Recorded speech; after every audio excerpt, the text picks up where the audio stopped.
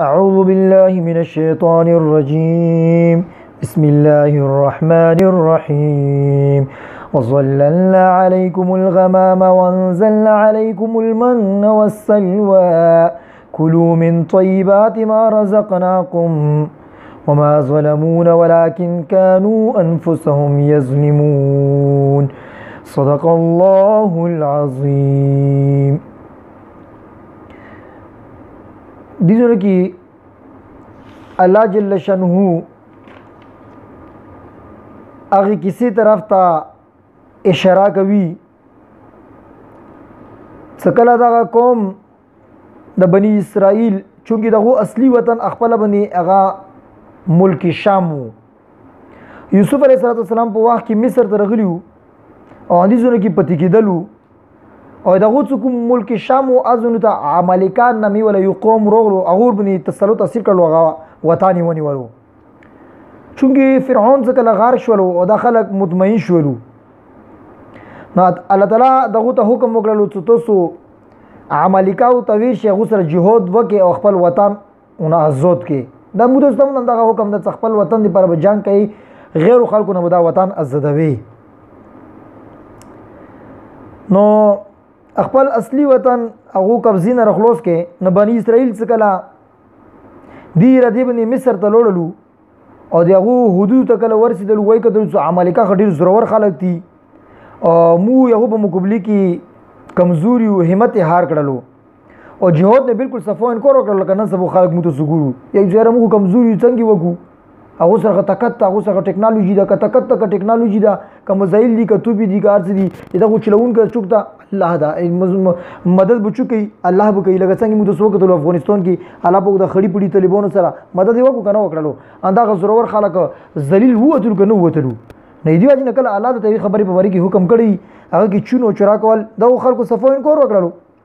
الله تعالی دی دین کور دی واجب نه تاسو زوی کړی چې څلويخ تو کول پر هغه د سیمه دون کې سرګردونه او پریشونه وسطلو څنګه خپل کور ته یو پاس راتلو مقام ملونه شولا هو دا میدان د سیډیر غال میدان نه بلکې مصر او د شام په مابین کې د 15 یا د شپږ میلو تقریبا اندازې مطابق دوره رقبه وا روایت کې دا مرزي دا خلک خپل وطن مصر تللو لپاره به وريزي مزال شروع کړلو او ستړي بشولو څوم لستلو چې سبب چې کېدو بیا چې مخزونه کې موجود سکون زره دغه مزال شروع کړو اې دی واجب نه څلويخ تو کولو پرې دغه دیزو کې سرګردانو پریشانو او دی میدان ته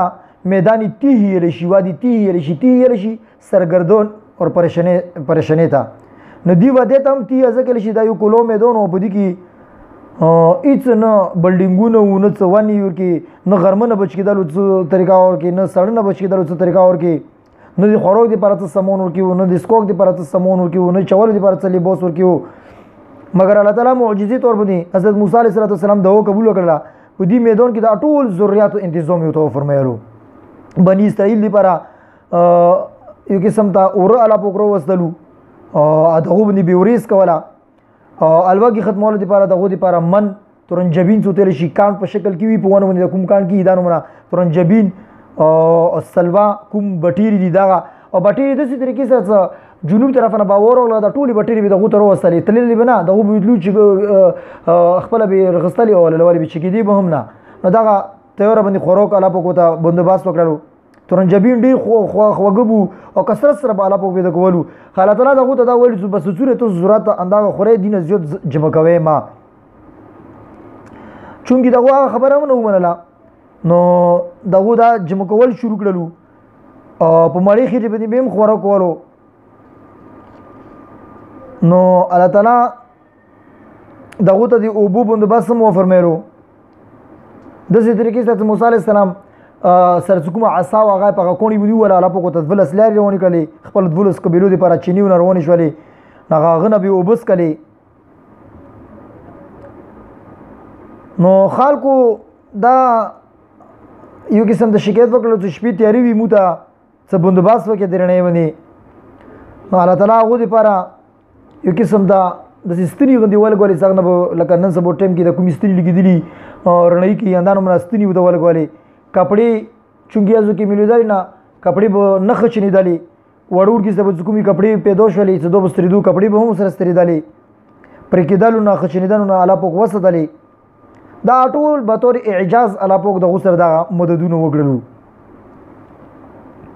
خو حکم د دغه شو چې تاسو به قدرې خرچ په خرچا کوئ آینده دپاره بې جمع کوئ نه، مګر دغو خلکو حرص وکړلو او دې خلاف یې وکړلو. نو چې کوم غوښې به دغو ایښي وي الله تعالی هغه خرپولو ته شروع کړلو. دا دغو په خپل ځان باندې خپله باندې ظلم وکړلو. چونکې الله پاک دې شي نه مانع کړي چې تاسو داسې ونه کوئ، نو دغو بیا وکړلو هغه شای اشون به جمع کولو. نو الله جل شانه ته وفرمیلو وظللنا او مسفیر وکړله علیکم په تاسو باندې الغمامه دی ورو، چونکې اکلو میدان ورو یعنی هیڅ نه غرمه به تیز و. نو الله جل شانه ته سپین ورو په شکل کې سفیر باندې وکړله. وظللنا او مسفیر وکړله علیکم په تاسو باندې الغمامه دی ورو. وانزلنا او دغه دی پر الوګه الوګي ختمول دی پر الله پاک څو کړو. وانزلنا او منزل کړلو علیکم په تاسو باندې المنّا ترنجبین. شپې به خو به ولې سره چې کېدلو به په ونو باندې به الله پاک ته هغه کوم کان په شکل کې خواږه غندې شي هغه ته الله پاک په ونو باندې به خو ډېر ورولو. والسلوى او ورتي بټيري نوستي به تلی بناونه تخدیدلی بنا دغه ویرو خپل بیروانی ولې الولې بکړلې. کلو الله جل شانه تو فرمایي کلو تو سخره من طیباتی دی پوک مولنا ما رزقناکم څمکم تو ست کړه تو ست مکم دي کړه انده غخره جمکه ما وما ظلمونا او مو ظلم نه کړه دا الله په کو نورسته کله اوس دغه هلو کړلو. الله جل شانه فرمایي وما ظلمونا او مو ظلم نه کړه ولکن او مگر کانو دغه دي انفسهم په خپل ظلم یظلمون ظلم کړه دا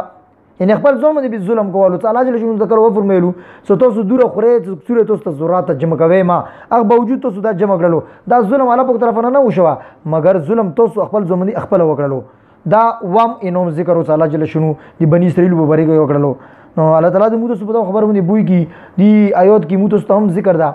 سکل هم دی تو وطن د دی وطن باندې د اسلامي ملک ته چوک د نه په زور زبردستی باندې دی باندې قبضه کول غوړي خپل وطن به آزادوي ویلي مسلمان دی پر ایو حق دغه هم دا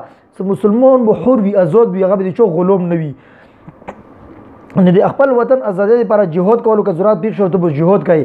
نن سبا مو جهاد نه انکار کوو یو قسم دا او جهادي آیتونه د قرآن پاک هغه مو سکولونو او د یونیورسټیو د کلیجونو څخه کوم کتابونه د اسلامي هغه نه بسلو کوشش دا کوو چې د مسلمان بچي په ذهن کې د جهاد سوچ رو نشي. نو مسلمان سره اخیری هغه اندغه دا زور اندغه دا صدا به د جهاد او د زور په زبردستی په ذریعه سره خپل د وطن حفاظت هم کوي او خپل وطن به آزادوي هم او کنه وی ظلم به کوي او ظلم کوي لکه څنګه بنی اسرائیل تعالی پاک چپیړ وکړي به وته تعالی پاک چپیړ دیږي. الله تعالی دې موږ ته په دې باندې عمل کول توفیق نصیب کړي پوهه هم نصیب کړي. امين برحمتک یا ارحم الراحمین.